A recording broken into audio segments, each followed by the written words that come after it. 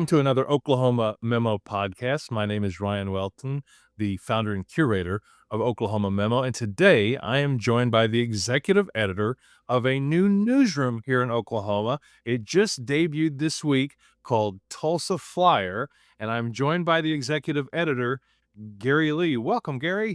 Thank you for having me. I'm happy to be And here. thank you. And make sure I get the title right on this also. But you are also the publisher, the executive editor of the Oklahoma Eagle. I am the executive editor of the Oklahoma Eagle. So I was managing editor at the Eagle for 4 years, and I was quote unquote kicked upstairs. So I'm executive editor of the Eagle as well. Fantastic publication that readers of Oklahoma Memo, my daily news recap, you'll often see the Oklahoma Eagle there. In fact, as a general rule, Gary, and I mean this is the highest compliment, if it's in the Oklahoma Eagle, I make sure I have a link to it in the Oklahoma Memo recap. It's that good.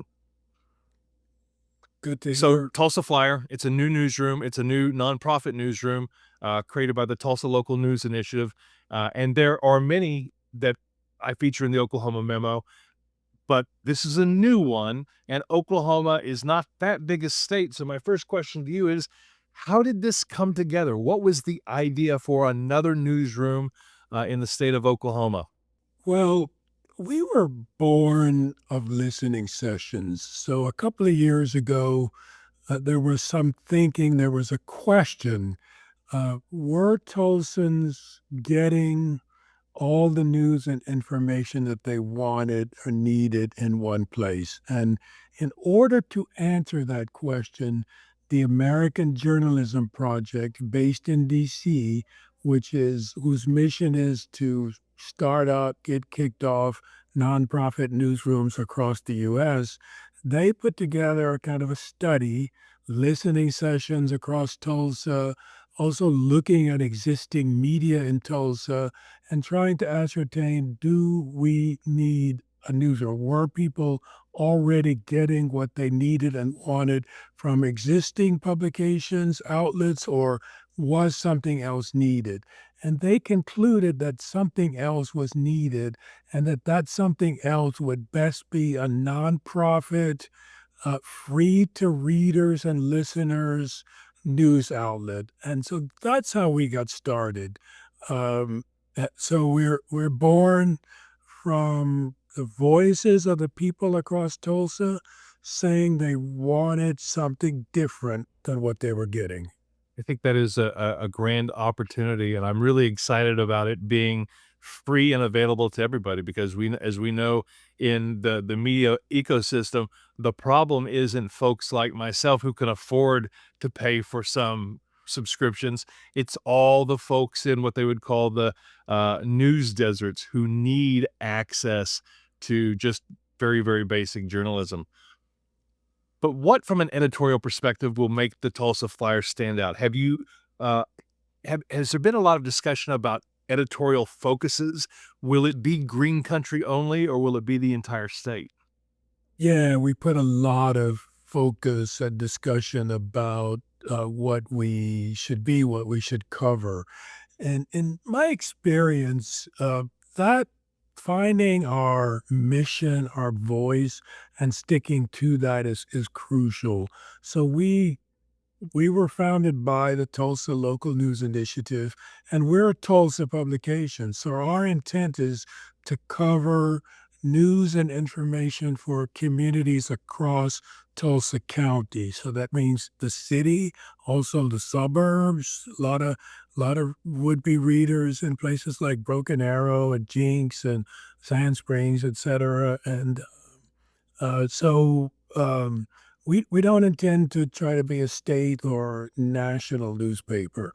We're a Tulsa paper, and we think uh, that one, Tulsa readers need something that's Tulsa focused. So one of the things that came out of those listening sessions was that people said that they didn't see in the existing publications much of themselves or their neighbors. So we intend to bring that to people.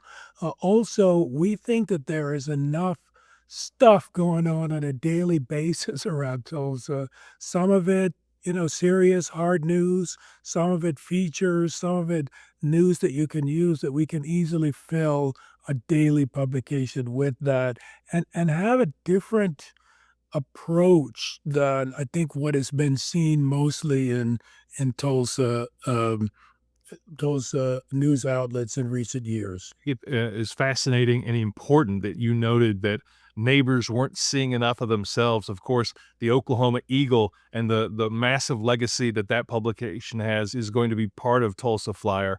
The Oklahoma Eagle, for those that don't know, a black-owned publication, and making sure that people in those communities are seen in a newsroom like the Tulsa Flyer is important. How will the Oklahoma Eagle and the Tulsa Flyer work together? Right. So, thanks for uh, raising up and highlighting the Oklahoma Eagle and its legacy. One of the reasons why the Oklahoma Eagle, was selected to partnership with Tulsa Flyer is that the Eagle has a history and tradition of going deep in the community, elevating voices and issues within the community, and it's been mostly the Black community or underserved community in Tulsa. And there is a concept that we can broaden what the Oklahoma Eagle is doing across the city. So that same approach, but take it to neighborhoods across Tulsa, neighborhoods, communities across Tulsa. So we have two publications. We've got Tulsa Flyer, we've got the Oklahoma Eagle. There we will be.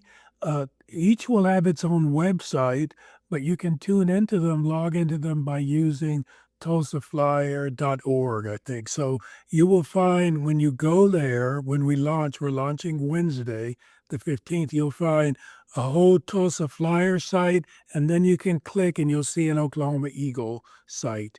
And so the Eagle will continue its mission of serving underserved communities, Black and other underserved communities across the city of Tulsa.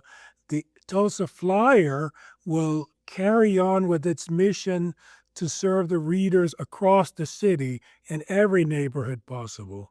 So but we are in one newsroom in on Archer Street in Tulsa. So the Eagle has part of the newsroom, Flyer has part of it, and we share story ideas and concepts. Um, Those who don't know of the history of Archer, if you're a music fan at all and are familiar with Charlie Wilson and the Gap Band, that would be Greenwood, Archer, and Pine, I believe. it is. That's exactly right. Let me also remind your viewers that, in fact, if you talk about historic Greenwood, Archer Street, reaching all the way up until about Denver, was included in what was historic Greenwood. So we are located as a newsroom in the old historic Greenwood area.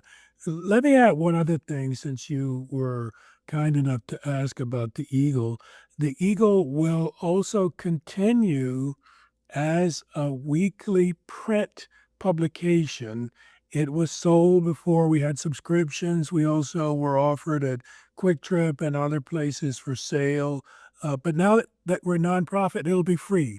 And we will distribute a list of where you can pick it up in I think it's going to be about starting at about 70 different locations across the city of I think Tulsa. that's important to note because, as you talked about just a little bit earlier, broadening your coverage, it's important in 2025 to broaden your distribution capabilities. And that includes print, but that could also include things like newsletters, podcasts, text alerts, social first. So is it going to be everything? Omni-channel?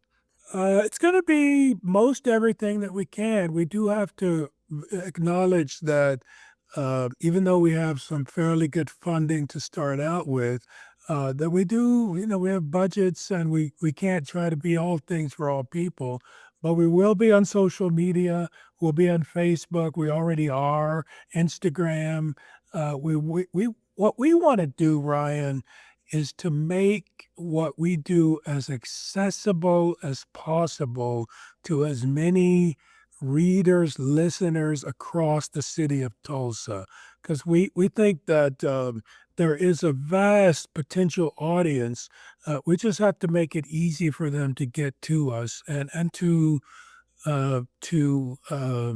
engage with us. What's been very impressive so far, even though this will be coming out after the Tulsa Flyer has officially debuted, but there's been a lot of work on social, including TikTok, from the Tulsa Flyer, from the folks who are going to be doing the reporting. I've seen you, Gary. I love the music in the background, the gamut, and I think it's important that publications that they pony up to the doing newsletters and podcasts because it is about access. Some people prefer to read, some people prefer to watch, some people prefer to listen. Something else that I've picked up on, Gary, with regard to Tulsa Flyer is the collaborations that you're going to be doing. In addition to the legacy, the Oklahoma Eagle, you've got Griffin Media, News on Six. Are there others? And what is Tulsa Flyer's philosophy with regard to collaboration with other newsrooms?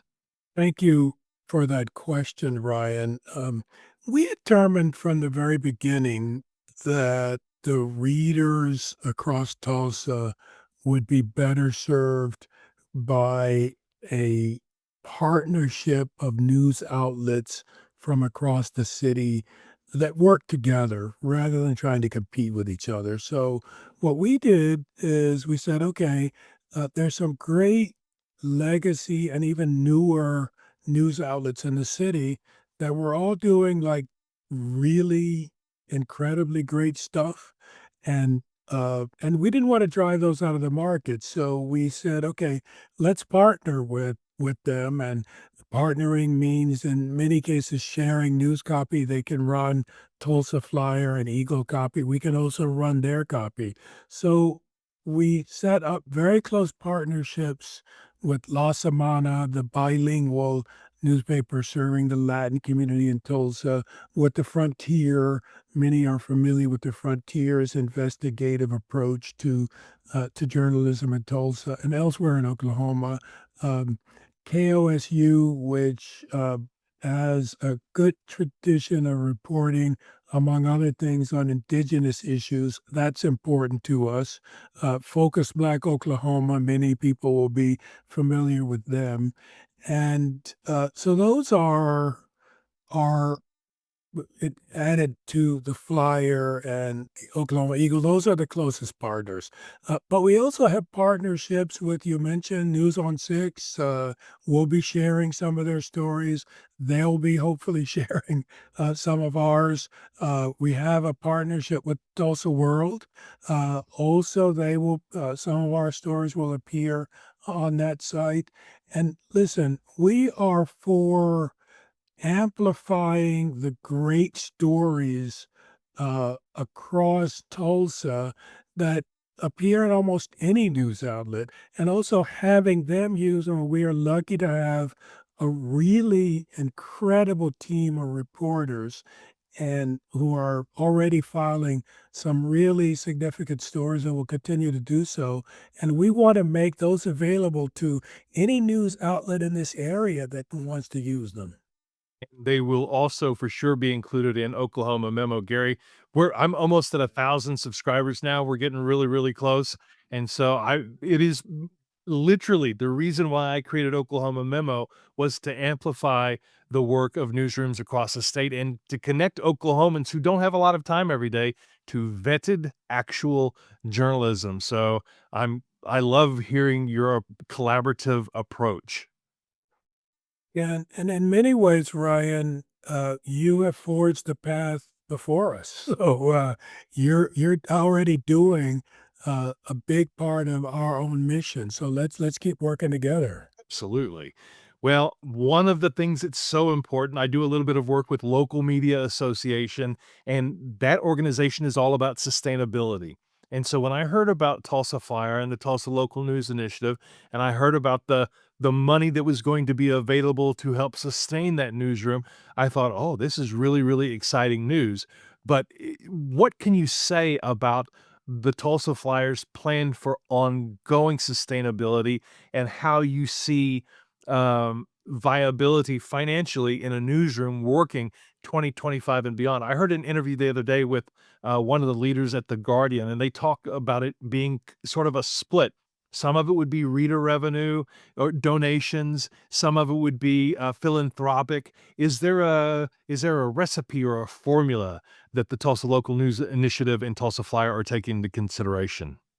Ryan, as you know, uh, for long-term sustainability, local news outlets are in a fight for their lives. And we're also part of that fight. So we're lucky to have some good startup money, but we're also aware that if we are going to be there doing this mission for readers across Tulsa over the long term, that we need to keep up the effort to have the resources we need to do that. So, what I can tell you is that based on the experience of others who've been successful in raising funds for nonprofit newspapers. There have been some great examples in different parts of the country, and based on their experiences, those revenues will come from philanthropic donations, from private donors.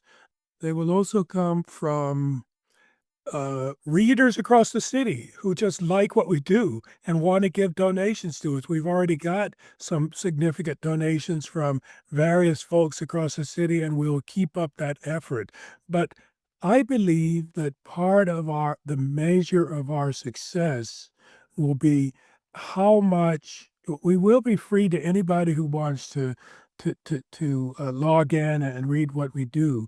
But I believe part of our success will be measured by how willing people are to say, okay, Tulsa Flyer's doing a good job. I want to give $5 or I want to give $10 a month, that sort of thing. And we are sure that if all of these sources stand up to the plate, like what we do, and approve of it, that we'll have the funding, the resources to keep going for years. I call it my journalism tithe. $5 here, $5 there, just supporting Yep. local newsrooms and good work. And I think you're absolutely right. Um, Long-term sustainability is the biggest challenge, but to catch the eye of potential donors, you're gonna have to do some things that are innovative. And I there was nothing more innovative that I saw in what you were doing than this program, the Tulsa Documenters program. What a great idea to work with folks who may wanna cover their own communities.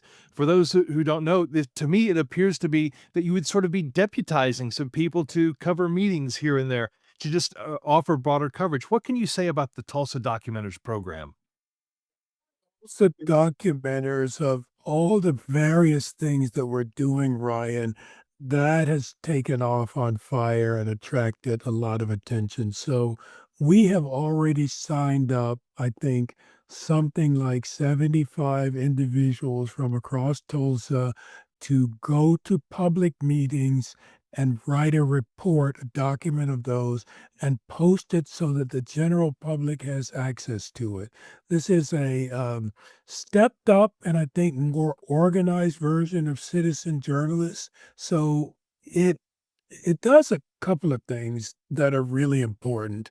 I think the most important of those things is that it allows people readers to have access to what happens at meetings that they don't have time to go to or they don't have the access to in some way. So we go to those meetings, and some of them will be city council or school board, or also some of the tribal government meetings that are open to the public. And we'll do recordings of those and write them up. And our documenters are already at work doing that. So another really important aspect of this program is that it brings in people who are not necessarily trained journalists, most are not, but do want to kind of get involved in reporting in some way and do want to get involved in serving the community in that particular way. So thirdly, I will say that based on the experience of many other similar nonprofit publications across the country that have documenters programs, that some really serious, impactful stories come out of the reporting that those documenters do. So that's a winner, and our goal is to continue to build that program and make it accessible to whoever wants to tune into it. A different set of eyes, a different thought process, and sometimes we as journalists can become numb to the things that we see on an agenda or hear in a meeting, whereas somebody else with different set of experiences may say, "That really caught my attention." So I could see how you could come up with stories that you otherwise might not. Yep, it's already happening. We're already seeing some of that in our just nascent newsroom here. Folks, if you're subscribed to Oklahoma Memo, and I hope you are, Tulsa Flyer is going to be a big part of the Oklahoma Memo daily newsletter and what I personally do on social media, because really I envision myself as the biggest cheerleader of what you're doing, Gary, and I really appreciate that. If audiences, if a reader or a business or a philanthropist wants to get involved, how should they get in touch with you? Okay, so there's if you go to our site, there's a link to I think it's info at Tulsa Flyer or something along those lines, and they can reach out to us. And I will just to clarify that, I'll circle back to make sure which of um, the email channels is most easy to get to, and I'll send that to you, Ryan. But thank you for that because we're looking for people to engage with us. We're looking for people to communicate with us. And in terms of cheerleading, you and us can stand across the fence and cheerlead each other because the work that you're doing is super important, and we consider it to be a strong part of the news ecosystem. Oh, fantastic. That does my heart good, Gary. Thank you so much. Yep, appreciate it. Thank you. As always, if you find this video, like, subscribe, share it with a friend, and be sure to visit tulsaflyer.org. I'll have all the notes and info in the show notes and in the YouTube description. Gary, thank you so much.